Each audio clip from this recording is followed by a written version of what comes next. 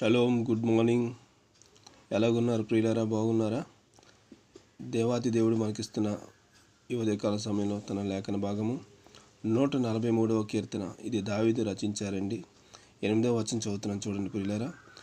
నీ యందు నేను నమ్మిక ఉంచి ఉన్నాను, ఉదయమున నీ కృపా వార్తను నాకు వినిపింపుము.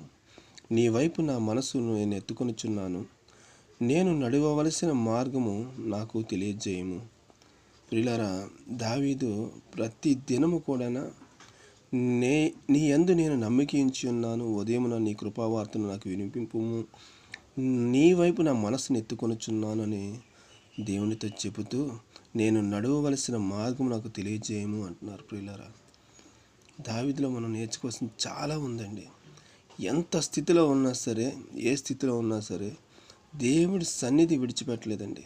కాబట్టి దావీదు గారిని దేవుడు అంచెలంచెలుగా హెచ్చించి చక్రవర్తిని చేశారు. ప్రియులారా, మనం ఎప్పుడైతే దేవునికి నమ్మకంగా ఉంటామో, దేవుని సన్నిధిలో ఆయన వైపే చూస్తామో, దేవుడు ఖచ్చితంగా మనల్ని దీవించే దేవుడు, తన హక్కుని చేర్చుకునే దేవుడు.